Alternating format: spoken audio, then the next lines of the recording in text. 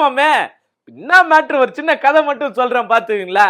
இப்போ என் வீட்டுல இருக்கிற ஒரு பொருளை திருடின்னு போறதுக்காக வெளியில இருந்து வந்த ஒரு ஆளு என்ன பண்ணிட்டா, டப்புன்னு என்னைய புடிச்சு போலீஸ் கிட்ட கொடுத்துட்டு, இது ஏன் பொருளுங்க அப்படின்னு மீட்டுக்கிறதுக்கான ஒரு வேலை இருக்குல்ல, அது அவன் பொருள்னு சொல்லி வாங்கிக்கிறது இருக்குல்ல, இந்த மாதிரியான வேலையை தான் அமெரிக்கா இப்போ பார்த்துக்கின்னு இருக்குது. என்ன மேட்ரு தானே கேக்குறீங்க. வெனிசுலா அதிபரை வந்து அமெரிக்கா கைது பண்ணிருச்சு. இது ஒரு நாட்டோட அதிபரை கைது பண்றதுக்கு அமெரிக்காவுக்கு யாரு வந்து அதிகாரம் கொடுத்தா அப்படின்னு ஒரு கேள்வி இருக்குது. இந்த வெனிசுலாவுடைய அதிபர் இருக்காங்க இல்லையா, நிக்கோலஸ் மதுரா, அவங்களையும் அவங்க இணையர் சிலியாவையும் வந்து கைது பண்ணியிருக்காங்க. இரவோட இரவா போய், எப்படி என் பகல்ல கைது பண்ண வேண்டியதானே, எல்லாரும் இருக்கும்போது கைது பண்ண வேண்டியதானே, அவ்வளோ அதிகாரம் தான் அவங்க கிட்ட இருக்குது. ஐநா சபையை ஒன்று வச்சிருக்கீங்க, அதில் சில கட்டுப்பாடுகள் போட்டிருக்கீங்க, அதுபடி தான் வந்து அரெஸ்ட் பண்ணிருக்கேன்னு சொல்றீங்க, இல்லை மீட்டு எடுக்கிறதுக்காக அப்படின்னு ஒரு விஷயம் சொல்றீங்க. நேரடியாக அரெஸ்ட் பண்ணிருக்கலாம் இல்ல, ஏன் இரவோட இரவா போட்டு அவங்கள கட்டி போட்டு கையில விலங்கு பூட்டி கண்களை கட்டி இவ்வளோ ஒரு மோசமான வேலையை பார்த்தது அமெரிக்கா அப்படின்னு ஒரு மிகப்பெரிய கேள்விக்குறிக்கு ஆளாகிறோம். இப்போ இரவோட இரவா இவங்களை கடத்திருக்காங்க, வெனிசுலா அதிபரை கடத்திருக்காங்க, அவங்க இணையரையும் சேர்த்து கடத்திருக்காங்க அப்படின்னு தான் நம்ம சொல்லணும். இப்படி ஓப்பனாக செய்யறது மூலயமா சர்வதேசத்துக்கே என்ன பண்றாங்கன்னா ஓப்பன் சேலஞ்ச் விடுறாங்க, வாங்கடா முடிஞ்சா என்ன ஏதாச்சும் பண்ணுங்கடா அப்படின்ற மாதிரியான வேலையை பார்க்கறது தான் பார்த்தீங்கன்னா இவர் பண்ற ட்ரம்ப் பண்ணக்கூடிய வேலையோட அர்த்தமா தெரியுது. ஏகாதிபத்தியத்தின் உச்சம் அப்படின்னு சொல்லலாம். ஏகாதிபத்தியம் அப்படின்னு நம்ம எடுத்து பேச ஆரம்பிச்சாலே எல்லாம் மௌன சிரிப்பு சிரிச்சுட்டு வேற பழைய அரசாங்கத்தை ஆரம்பிச்சுக்கிட்டான் அப்படின்ற மாதிரியான பல கூச்சலுங்க மூலமா போயிடுவாங்க, அதை நக்கல் அடிச்சுட்டு போயிடுவாங்க. ஆனா அதோட வெளிப்பாடா தான் இன்னைக்கு ஒரு நாட்டோட அதிபரியே வந்து கைது பண்ணியிருக்கிறது அப்படின்னு சொல்லலாம். கைது பண்ணிக்கிறது தாண்டி கடத்தப்பட்டிருக்கிறது அப்படின்னு தான் சொல்ல முடியும். ஏன் நம்ம அப்படி சொல்றோம்னா, இவர் ஒரு காரணம் சொல்றாரு ஏன் அரெஸ்ட் பண்ணோம் அப்படின்னு சொல்லி. ட்ரம்ப் என்ன சொல்றாருன்னு பாத்தீங்கன்னா, எண்ணெய் வளங்களை மீட்டெடுக்கணும் அப்படின்னு சொல்லிட்டு இருக்காரு. எண்ணெய் வளங்களை மீட்டெடுக்கணுமா?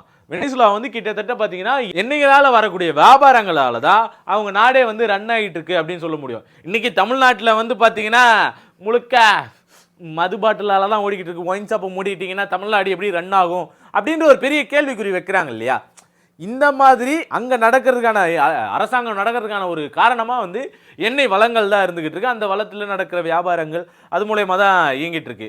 இது எப்படி இருக்குன்னா, அங்க நடக்கிற அந்த வளங்கள் அது எல்லாத்தையும் சொரன்றதுக்கு எப்படி நிலத்துக்கு அடியில இருக்குது, மேல இருக்கிறதா உங்களுது, அடியில இருக்கிறதெல்லாம் எங்களுது அப்படின்னு புடுங்குற வேலையை தான் நம்ம ஏகாதிபத்தியத்தின் நாயகன் ட்ரம்ப் அவர்கள் செஞ்சுக்கிட்டு இருக்காரு.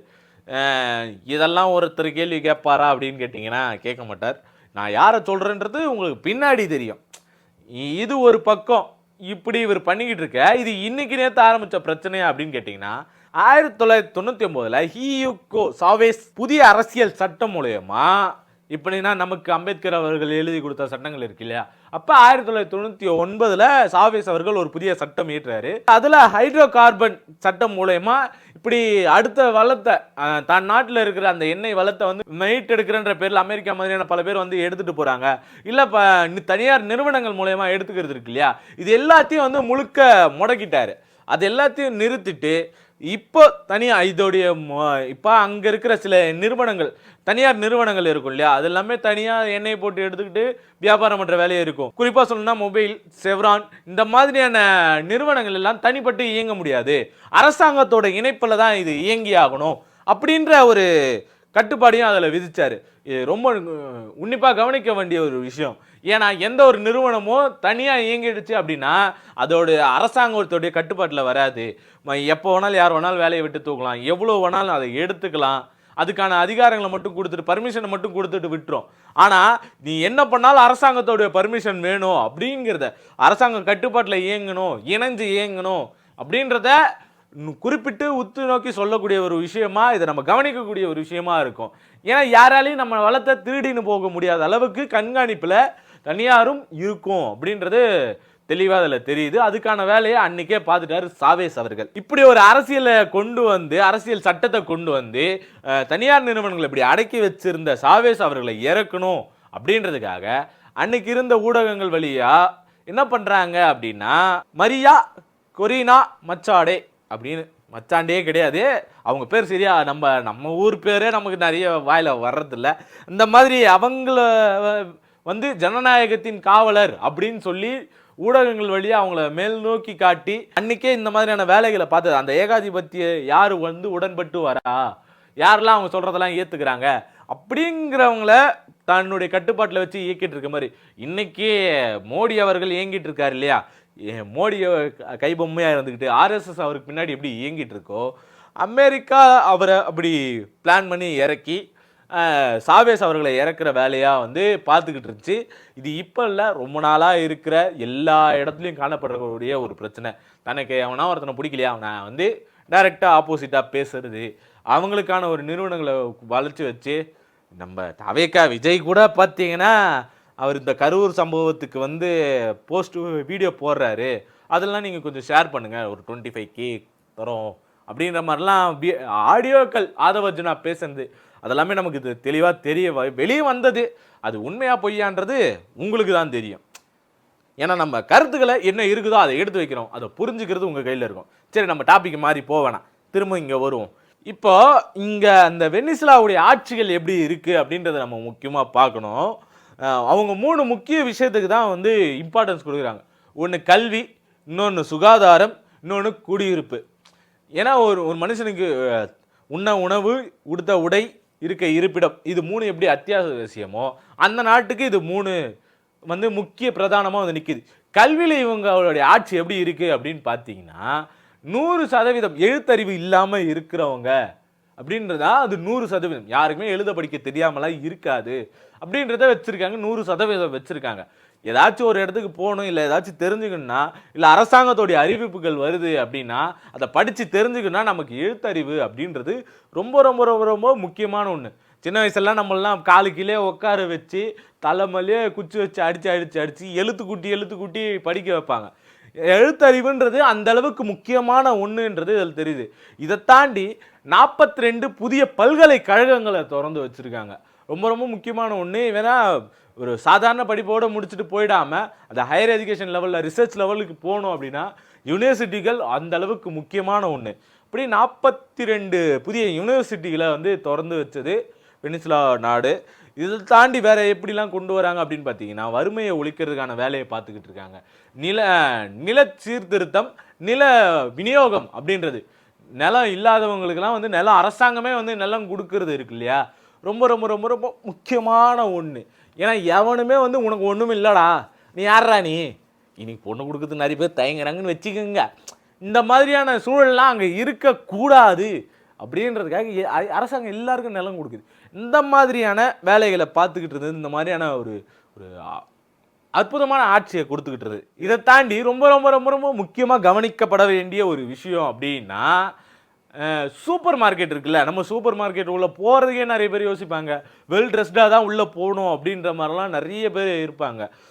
ஏன் ஒரு ட்ராக்கு டிஷர்ட் போட்டு போகிறதே வந்து பார்க்குறதுக்கு நீட்டாக இருக்கணும், அந்த மாதிரியான ட்ரெஸ்ஸிங் கோடில் தான் சூப்பர் மார்க்கெட் உள்ளே போக முடியும் அப்படின்ற ஒரு பிம்பம் இங்கே இருந்துக்கிட்டு தான் இருக்குது, தொடர்ந்து இருக்குது. ஆனால் அங்கே என்ன பண்ணுறாங்க அப்படின்னா சூப்பர் மார்க்கெட்டில் ரேஷன் பொருள் கொடுக்குறது இல்லையா, மானிய பொருட்கள் கொடுக்குறது இல்லையா, அந்த வேலையை சூப்பர் மார்க்கெட்டில் பண்ண வச்சாங்க. கிட்டத்தட்ட வியாபார மையத்துக்கு டோட்டலாக தூக்கி போட்டு டமால் சுற்றி வச்சு நங்குன்னு அடிக்கிற மாதிரியான ஒரு வேலையை தான் வெனிசுலா அரசாங்கம் தொடர்ந்து செஞ்சுக்கிட்டு இருந்திருக்கு. இதில் வந்து இவங்களுடைய ஆட்சி காலத்துலேருந்து ரொம்ப தெளிவாக தெரியுது. ஏன்னா இந்த மாதிரியான இப்போ நிலம் கொடுக்கறதா இருக்கட்டும், நில சீர்திருத்தமாக இருக்கட்டும், நில சீர்திருத்தம் அப்படின்னா என்னடான்னு பார்த்தீங்கன்னா ஒரு குறிப்பிட்ட அளவு தான் அவங்களால வைப்பு வச்சிருக்க முடியும். அதுக்கு மேலே சேர்த்துட்டிங்கன்னா அது அரசாங்கத்துக்கு. இப்போ இப்படி மொத்தமாக ஒரே ஆளை வச்சுட்டு இருந்தான்னா அப்போ அது எப்படிப்பட்டதாக இருக்கும், மற்றவங்களாம் எங்கே போவான்? இந்த மாதிரியான வேலைகளை ஒடுக்கிறதுக்கான ஒரு வேலையாக வெனிசுலா அரசாங்கம் செஞ்சுருக்கு. அதிலிருந்து பறிக்கப்பட்ட நிலங்கள் இல்லாதவங்களுக்கு போய் சேர்ந்துருக்கு. அதனால் எல்லாரும் ஒற்றுமையாக இருந்திருக்காங்க, எல்லாரும் சரிசமமாக நடத்தப்பட்டிருக்காங்க. அதனால தான் சூப்பர் மார்க்கெட்டில் ரேஷன் பொருட்களை கொடுக்க முடிஞ்சிருக்கு அப்படின்றது இங்கே ரொம்ப தெளிவாக தெரியக்கூடிய ஒரு விஷயமா இருக்குது. இதை தாண்டி இவங்க எந்த அளவுக்கு வலுவான ஒன்றா இருந்திருக்காங்கன்னா அந்த எண்ணெய் வளங்களை எந்த இடத்துலையும் கொடுக்கக்கூடாது அப்படின்றது எவ்வளோ தெளிவாக இருந்தாங்களோ அதே மாதிரி இவங்க வந்து அமெரிக்காவுடைய டாலர்களில் வந்து வியாபாரம் வர்த்தகம் வச்சுக்க கூடாது. அப்படி வர்த்தகம் அதில் வச்சுக்கிட்டோம் அப்படின்னா நம்ம நாடு திரும்ப அவங்களுக்கு அடிமைப்பட்டு போயிடும் அப்படின்றது ரொம்ப தெளிவாக இருக்காங்க. அதுக்கு ஆப்போசிட்டாக என்ன பண்ணுறாங்கன்னா இவங்க ஒரு நாணயங்களை உருவாக்குறாங்க. அது ரொம்ப தெளிவாக சிந்திச்சு செயல்படக்கூடிய ஒரு விஷயம் அப்படின்னு சொல்லலாம். இன்னைக்கு 500% வரி இந்தியா மேலே ட்ரம்ப் அவர்கள் விதிக்கிறாரு, அமெரிக்கா விதிக்குது. அது எல்லாத்துக்கும் இப்படியே இருக்கிறாரு நம்ம ஜி. ஆனால் கலர் கலராக கோட்டு மாட்டிக்கின்னு ட்ரெஸ்ஸை மாற்றின்னு ஊர் ஊராக சுற்றுறாரு.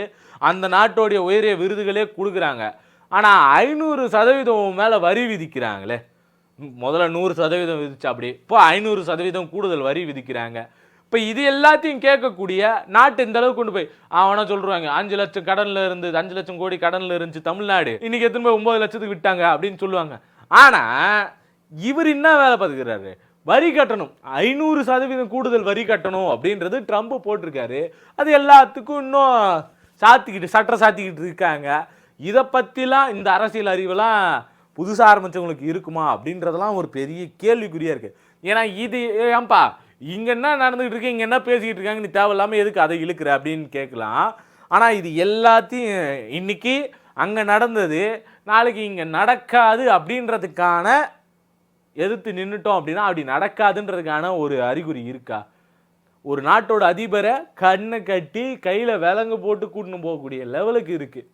அந்த மாதிரியான சூழல் இந்தியாவுக்கும் நடக்காமல் இருக்குன்னா நம்ம இது எல்லாத்தையும் பேசி தான் ஆகணுன்றது. இப்போ இவங்களோட ஆட்சி இந்த அளவுக்கு இருந்துக்கிட்டு இருக்கு.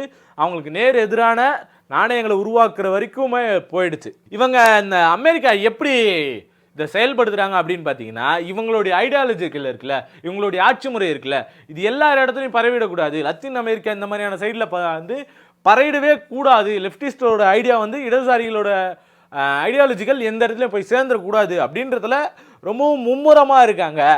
அதனுடைய அடிப்படையில் தான் இன்றைக்கி இவங்களை வந்து கைது பண்ணியிருக்காங்கன்னு. இந்த கைது பண்ணுற வேலையில் ஒரு இன்ஃபர்மேஷன் வார் அப்படின்னு சொல்லலாம். இன்ஃபர்மேஷன் வார், தகவல் போர் அப்படின்னு சொல்லுவோம். ஒருத்தரை கைது செய்கிறோம் அப்படின்னா நம்ம முன்னாடியே சொன்ன மாதிரி தான், சாவேஸ் அவர்களை இறக்கிறதுக்காக மரியா அவர்களை வந்து மேலே தூக்கணும் அப்படின்றதுக்காக ஜனநாயக போராளி அப்படின்னு ஒரு டேக் கொடுத்தாங்க இல்லையா, அதே மாதிரி இவங்களுக்கு என்ன பண்றாங்க அப்படின்னா வெனிசுலா அதிபர் நிக்கோலஸ் கடத்தப்படும் போது பிடிபட்டார் அப்படின்ற வார்த்தைகளை யூஸ் பண்றாங்க. அவங்களுக்கு சுற்றி இருக்கிற ஊடகங்கள் வாயிலாக பிடிபட்டார் அப்படின்ற வார்த்தையை யூஸ் பண்றாங்க. இதுவே அவர் கைது செய்யப்பட்டார்னு போட்டால் இது பொதுவான தகவல் அப்படியா இருக்கும். அது எந்தெந்த மக்களுக்கு எப்படியான புரிதல்கள் அவங்க இருக்காங்க, அந்த நாடு அவங்களை எப்படி பார்க்க வைக்கப்பட்டிருக்குன்றதை பொறுத்து அது இருக்கும். ஆனால் பிடிபட்டாருன்றது நீ அவங்கள எப்படி வச்சிருந்தாலும் சரி, உன்னைய வந்து ஓகே அவங்க பிடிபட்டிருக்காங்கன்னா அவங்க ஏதோ தவறு செஞ்சுருக்காங்க, இப்போ இதுக்காக தான் அவங்க வந்து மாட்டிருக்காங்க, இவ்வளோ நாள் வந்து ஒளிஞ்சிருந்துருக்காங்க இப்படின்ற பிம்பத்தை வந்து கிரியேட் பண்ணுறது இருக்கு இல்லையா, இது வந்து ரொம்ப தெளிவாக இந்த ஏகாதிபத்தியம் செஞ்சுக்கிட்டு இருக்கு. ஏகாதிபத்தியத்தின் நாயகன் ட்ரம்ப் அவர்கள் செஞ்சுக்கிட்டு இருக்காரு அப்படின்றது ரொம்ப தெளிவாக தெரிஞ்சுது. இன்னைக்கு காலகட்டத்தில் நம்ம முன்னாடியே சொன்ன மாதிரி தான், என்னது தகவல் மூலயமா எனக்கு ஒருத்தரை பிடிக்கலப்பா அவரை பற்றி நான் தனிப்பட்ட முறையில் பேசுறது இல்லை, நான் இன்னொரு 4 பேர்கிட்ட காசு கொடுத்து பேச வைக்கிறதோ, இன்ஃப்ளூயன்சர்ஸ் இவங்ககிட்டலாம் பேச வைக்கிறதோ இருக்குல்ல, அந்த மாதிரியான வேலையை ஊடகங்கள் வாயிலாக அமெரிக்கா செஞ்சுக்கிட்டு தான் இருக்குன்றது ரொம்ப தெரியுது. அமெரிக்கா இந்த மாதிரியான கடத்தல்கள்லாம் இன்னைக்கு நேற்று கிடையாது, முன்னாடி காலங்கள்ல இருந்தே இவங்க செஞ்சுக்கிட்டு தான் இருக்காங்க. மானோ அப்படின்ற நாட்டோடைய அதிபரை கடத்தனதா இருக்கட்டும். இப்போ இதை தாண்டி இன்னும் என்னெல்லாம் வேலைகள் பார்க்குறாங்க அப்படின்னா, உலக வங்கிகள் IMF இந்த மாதிரியான வங்கிகளை தன்னுடைய கட்டுப்பாட்டில் வச்சுக்கிட்டு அந்த நாடுகளுக்கு வந்து கடன் கொடுக்காம இருக்கிறது, இல்லை அவங்களுக்கு தேவையான நேரத்தில் உதவாமல் இருக்கிறது, இந்த மாதிரியான வேலைகள்லாம் பார்த்துக்கிட்டு தான் இருக்குது. இப்போ ஐநா சபை அப்படின்லாம் சொல்லிட்டு இருக்காங்க. இதனுடைய கட்டுப்பாடுகள்லாம் இருக்கும். எந்த ஒரு நாட்டு மேலேயும் டைரெக்டாக போய் போர் தொடுக்கக்கூடாது, ஒரு அறிவிப்பு இல்லாமல் செய்யக்கூடாது, யாரையும் கடத்தக்கூடாது, இந்த மாதிரியான வேலைகள் எல்லாத்தையும் ஐநா சபை கட்டுக்குள்ளே வச்சுருக்கோம். அந்த கட்டுப்பாடுகள் எல்லாத்தையும் மீறுறது தான் அமெரிக்காவுடைய வேலை. ஏன்னா ஐநா சபை அப்படின்னு சொன்னாலே அமெரிக்கா உருவாக்குனது அப்படின்றது எல்லாருக்கும் தெரிஞ்ச ஒன்றா தான் இருக்கும். இந்த ஐநா சபை போட்ட அந்த விதிமுறைகள் எதுவுமே வந்து அமெரிக்காவை கட்டுப்படுத்தாது அப்படின்றத நீ என்ன ஒன்றாலும் சொன்னாலும் நான் கட்டுப்பட மாட்டேன் அப்படின்றத ரொம்ப தெளிவாக போலீஸ்காரங்களே ஒன்வேல போகிறது இருக்கு இல்லையா, இந்த மாதிரியான வேலையை பார்க்கறது தான் வந்து நம்ம ஆளோட வேலையாக இருந்துக்கிட்டு இருக்கு. இப்படி தொடர்ந்து செஞ்சுக்கிட்டு இருக்காங்க. இதை தாண்டி இதுக்கு பல நாடுகள் வந்து குரல் கொடுத்துக்கிட்டு வந்து எல்லாருமே வந்து எதிர்ப்பை கொடுத்துக்கிட்டே வராங்க. பாலஸ்தீனோட போர் முடிவுக்கு வரதுக்கான காரணம் மக்களுடைய போராட்டங்கள் தான். நம்ம இதை பேசாமல் விட்டுட்டோம், எங்கேயோ நடக்குது அப்படின்னு பேசாமல் விட்டுட்டோம் அப்படின்னா இது இன்னும் அதிகரிக்கும். நாளைக்கு நமக்கு நடக்கும், நம்ம பஞ்சத்தில் அடிபடக்கூடிய சூழல் வரும். நம்ம வீட்டு சொத்தை பிடிங்கின்னு போகிறதுக்கு எங்கிருந்தோ ஒருத்தன் வருவான். இது எல்லாத்தையும் நம்ம கனெக்ட் பண்ணி பார்க்கணுன்றது ரொம்ப தெளிவாக நான் சொல்கிறேன். இதை தாண்டி வடகொரியா நாட்டோட அதிபர்லாம் ஒரு பக்கம் என்ன பண்ண ஆரம்பிச்சிட்டாருன்னா, வெனிசுலா அதிபர் நிக்கோலஸ் மதுரோவை நீங்கள் ரிலீஸ் பண்ணலை, அவங்கள விடலை அப்படின்னா 3வது உலக போர் கன்ஃபார்ம்னு ஓப்பன் ஸ்டேட்மெண்ட் கொடுக்குறாரு. இப்படி பல்வேறு நாடுகள் அவங்களுக்கு ஆதரவு தெரிவிச்சுட்டு இருக்க இதே சமயத்தில் இந்தியா நம்ம ஜி அவர்கள் மௌனம் சாதிப்பதோட விளைவா இன்னைக்கு என்ன இருக்கு? அமைதியா இருக்குது, பயந்துகிட்டு இன்னைக்கு அமைதியா இருக்காரு, நமக்கு தெரிஞ்ச ஒரு விஷயம்தான். ஆனா அதோடைய விளைவா எப்படி இருக்கு அப்படின்னு பார்த்தீங்கன்னா, இன்னைக்கு ட்ரம்ப் அவர்கள் வெனிசுலாவுடைய அதிபர் நான் தான் அப்படின்னு தன்னுடைய சொந்த பதிவில் போட்டிருக்காரு, சமூக வலைதளங்களில் போட்டிருக்காரு. இப்போ இது எந்த அளவுக்கு நம்ம கவனிக்கத்தக்க கூடியதாக நம்ம பார்க்கணும். நீங்கள் குரல் கொடுக்காம இருந்தீங்கன்னா உங்கள் வீட்டில் ஒருத்தன் உட்காந்துக்கிட்டு இது ஏன் வீடுறா நீ வெளில போடா அப்படின்னு சொல்கிறதுக்கான வாய்ப்புகள் ரொம்ப அதிகமாக இருக்குது. ஆகவே மக்களே, இன்னைக்கு அவர் செஞ்ச மாதிரியான வேலைகள் நம்ம வீட்டில் வேறு யாரும் செய்யக்கூடாது, நம்ம நாடு பிடிபடக்கூடாது அப்படின்னீங்கன்னா உங்களுக்காக நீங்கள் தான் பேசணும். மேலும் தகவலுக்கு கமெண்ட் பண்ணுங்கள். உங்களுக்கு வேறு ஏதாவது சொல்லணும் அப்படின்னாலும் கமெண்ட் பண்ணுங்கள். நம்ம தொடர்ந்து பேசுவோம். நன்றி. நான் சுஜித்.